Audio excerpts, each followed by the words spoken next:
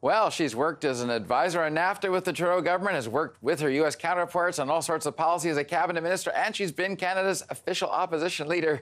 For her common sense perspective, we're connected with Rona Ambrose in Calgary. All right, Rona, we're in uncharted diplomatic water here. What's your advice to the Liberal government? Well, you know what? I mean, of course, what Trump did was wholly unacceptable. Was it surprising? I mean, you look at the rhetoric between him and Kim Jong-un leading up to what is now this historic big friendship and handshake potentially tonight or tomorrow morning. I think we have to put this into perspective and remember that we cannot let our pride get in the way here of making sure that we take care of our economy and our workers. And that means, long-term friendship with Donald Trump is not the number one priority here. The number one priority here is to make sure we protect our economy. So we've got to wake up in the morning and get back to the table and work with the Americans, potentially on a renegotiation of NAFTA. We have to keep, I think, pressing any allies that we have in the business community in the U.S. and in Congress to come to our aid. And I think that has actually been quite effective. But I think we have to be prepared for the worst, to be honest with you. Right. And I guess I got to wonder if you read those tweets, and I don't know how you translate that as anything but a declaration on war or on trade with Canada, or do you think there's some sly strategy behind it that's invisible to us mere mortals?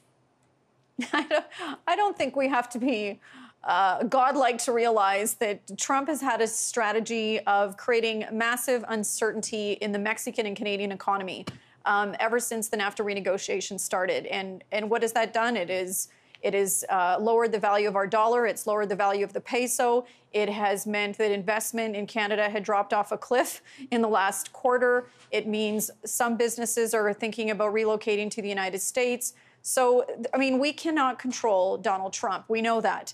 And he has been constant in his threats on trade action, and he has followed through. He followed through on softwood lumber. He followed through on his threats with our aerospace sector and Bombardier. And that resulted in 1,000 jobs moving to Alabama for Bombardier. He's followed through on steel and aluminum tariff threats. And now he's talking about the dairy sector and the auto sector. So we have to take that really seriously. And so there's only so much we can do. And I think we're doing what we have to do, which is to remain in negotiating mode on the renegotiation of NAFTA, continue to press any allies we have south of the border to support our free trade agenda. But we also have to retaliate. And Prime Minister Trudeau and Chrystia Freeland are doing that. That is the appropriate response. We have to retaliate dollar for dollar, and we're doing that on July 1st. But the other part of this, Don, is just our overall competitiveness. If Trump, let's say, everyone just expects Trump to not win the next election. Some people think he'll win midterms. Some people think he might get reelected. Let's say he does. Long term for Canada, this is not going to be good for our economy. So we need to look internally at our own domestic policies and our competitiveness vis-a-vis the Americans. And that means we better take a hard look at our regulatory agenda. We better take a hard look at our tax agenda and think about how we can make ourselves and our own internal economy much more competitive. Right. You sound a little, I may be reading between the lines here, you sound a little in despair over this, that we're going to get anywhere on NAFTA and that we have to start bulletproofing our own economy from a U.S. attacks. If you were sizing up the odds right now that NAFTA is actually renegotiated, what sort of odds would you give it? Probably 50-50. But look, a lot of progress was made. I don't think we're going to get anywhere until the Mexican election is over. And that means, at least another month or so. But interestingly, even after all the vitriol from President Trump and his officials yesterday, at the end of the day, Larry Kudlow, who's his #1 economic advisor, said, we are not going to pull out of NAFTA. That's actually an improvement over where we started a number of months ago, almost a year ago, when we actually thought day to day we were living with this uncertainty of the Americans literally pulling out of NAFTA and ripping up the whole agreement. We're not there anymore. So, he's talking about potentially not wanting to renegotiate. We might see continued unilateral trade action, aggressive trade action using the Commerce Department, which is obviously a different method than through a trade agreement. And we might continue to see that. But, you know, to be frank, I think that we'll continue to see renegotiations of NAFTA. But I do think this overall constant creation of uncertainty in the Mexican and Canadian economy benefits the Americans. They are the largest internal market. They can survive without Canada and Mexico for a lot longer than we can survive without them.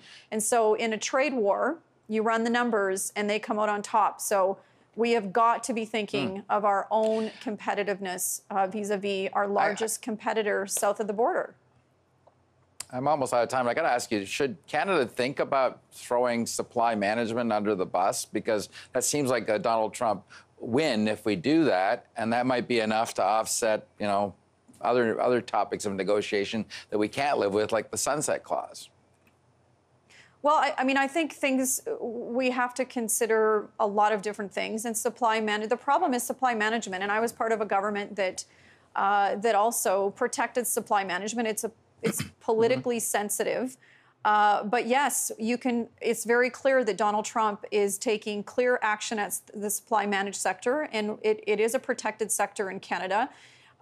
Politically, he would like to see those tariffs come down. So I think we have to consider everything to a certain extent. But no, we're not going to give something without getting something. So Exactly. At the end of the day, we've got to hold firm, and we've got to continue on and see what what the Americans put on the table. Right now, all the Americans have done is threaten tariffs.